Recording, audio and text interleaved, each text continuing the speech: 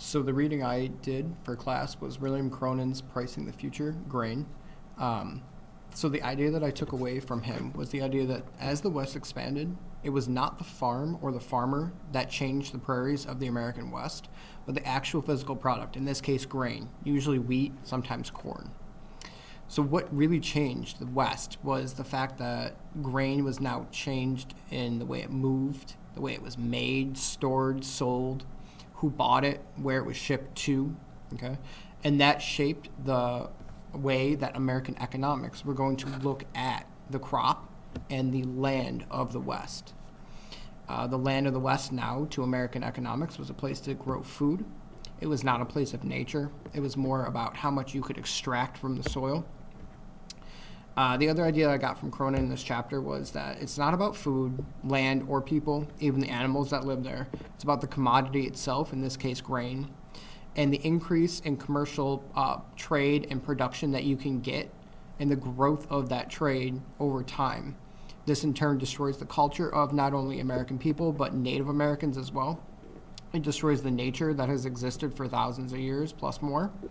And it actually, in a sense, destroys the general population of both Native Americans and the American population as well as they move west and face hardships. So the way he starts out this chapter, he starts out with a look at the railroad and how it is not the creator of the West like many people like to think, but it ends up being just a middleman.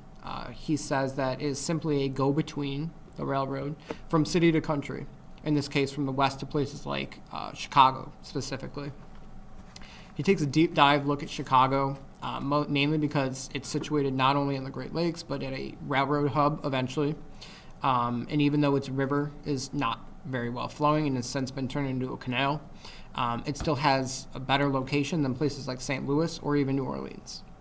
So on page 98, Cronon looks at the Euro-American farmer and how they're using corn that they took from the natives and learned how to grow.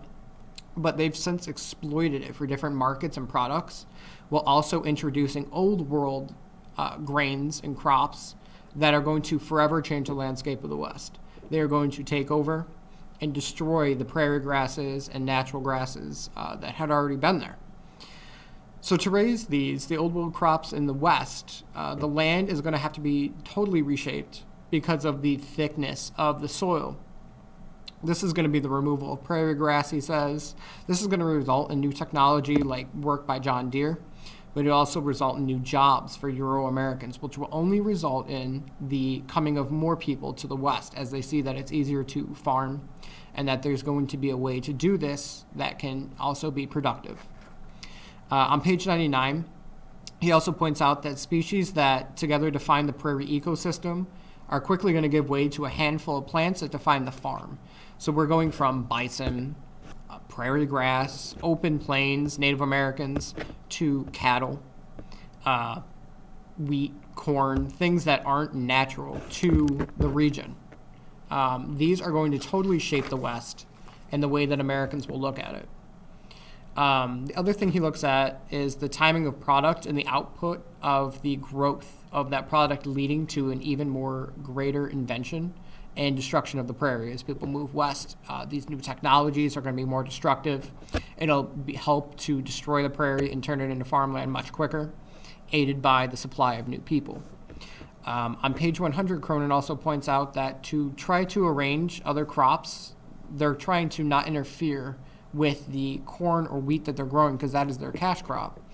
This is very unlike what we've seen in other readings, especially by like Steinberg and even Cronon himself, where the natives actually work together with their crops and they put the crops together in certain areas, especially in New England. You have the Three Sisters to make sure that all the crops can support each other, but that does not bring enough food, or in this case cash, that these people need. So the other thing that I noticed was that the Native Americans, Cronon actually talks about them shaping the prairies, much like they did in New England with the fires that we had read about. That is not a problem, but the biggest problem was Euro-American farmers coming in and actually stopping this. This is going to lead to trees reappearing in the lands and small woodlands, which the Euro-Americans want, but it ends up not being essential to the environment. It actually kind of gets in the way, depending on where you are. Basically, this whole chapter is looking at the way that farmers are changing the landscape by stopping things that nature has done or even Native Americans. And they're stopping that cycle that has been there, especially with things that he calls tame grasses. So prairie grasses being replaced by, man-made structured grasses like wheat, timothy hay, corn, things like that. The other big thing that he brought up was an American government issue that was put into the West, besides the railroad, was the square plots, which was started by Jefferson. So breaking up the West into square plots and then breaking it down a couple more times, it allows surveyors to market the land to people, the prairie land. It shows it as a commodity, more or less, than a piece of property that anybody could come to. And this is going to cause it to look like a checkerboard, the West. Especially when we think about the West today, it looks like a checkerboard. So on page 102, he points out that the square plots are actually going to destroy native boundaries, while setting up a clear farm boundary for the Euro-Americans who are populating the once open land of Native Americans. This land is going to be easy to farm, like Cronon's already pointed out, in that grid pattern, because you know your established boundary, you know how much you should be planting every year and how much you should be getting out of that, thus turning the land again and the crops into straight up cash. It's a commodity. It's not something you're connected to. It's all about the money. You are not trying to keep that product in front of you. Many areas of the prairie, he points out, are going to be very dry, especially if they're away from rivers or streams. There's also going to be areas with bad drainage that they'll destroy the crops. People are not going to know that coming in. The American government's not going to let them know that, because their goal is to turn that land into something that they can later on use to create crop and product for the American people. And it's also a way, from previous readings that we've seen, to push the Native Americans out. So these poor drainage lowlands are going to lead to obviously crop failure and things like that. But living near a river, Cronon points out, will also be helpful because it'll help you distribute your product. This will allow farmers to sell off product to local merchants who will be able to move it for them. This is going to cause cities like Chicago and St. Louis, especially Chicago, to bloom into the city that we know it today, because it's centered around the development of crops and how quickly they can bring them in and sell them. The cities and the people in them are just going to grow into the middleman. And eventually the small farmer will even be wiped out by the people in between them that are looking to also get cash off of the crop. So before sales of your crops have been based on a local sale, and then it moved on to the river and cities down the river, and then the railroad will come in, and it's going to destroy the water-based grain marketing system. Basically, crops are going to move out from where they are, and they're going to move as far into Europe, into other continents. So without this, the link between the grain as a physical objection and grain as a sellable commodity has been broken. It's now seen as just something that is no different than gold. It's still linked to the farmer and many people in the land, but it's slowly losing that link. Once you start pricing grain, as Cronon points out, on an actual product, you still have that connection. What's going to happen in places like Chicago, though, is the connection between the grain and the farmer is going to change. The trains are going to speed up this change as the breakup of the chain of transportation is going to shrink.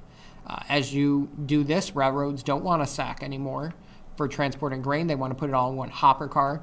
This is going to increase the number of grain that you can bring into a city and put into these newly developed elevators that have been started in Buffalo and moved to Chicago. By doing this, by mixing farmers' grains, Cronon points out that you're destroying that link between the farmer and their product, thus destroying the link between the product and the land that it came from.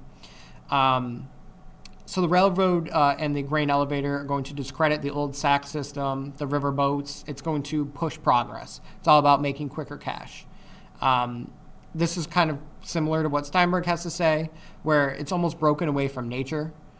In his chapter, The World of Commodities, it's now a thing versus being an actual being. So basically, with that, crops will, especially grain, wheat, and corn, are going to turn into, like I said, an actual cash. And as Chicago and the Chicago board set standards that developed in Chicago, new markets are going to open up, and they're going to set all of these standards that basically treats grain as a product of not the land, but cash itself. This is going to allow people to never know where their food comes from once it's been mixed and treated like a commodity. And they are going to lose that link between farmer and person, which is actually coming back today. And we're going to lose that link between human and land, which is a kind of an important thing to have, especially when you're looking at food, because that's going to lead to ecological disaster, especially as we're looking at it today. So I have two questions here. My first question says, how has the commodification of grains such as corn and wheat altered the environment and the people that are farming it? In other words, how has corn and grain changed the environment, but also the mindset and the lifestyle of the people that are farming it? My second question is, what did the collectivization and standardization by the Chicago board do to the grain and human connection with the food and environment? In other words, how has our connection between our food, our environment, and us growing it changed? And is that a good change or a bad change?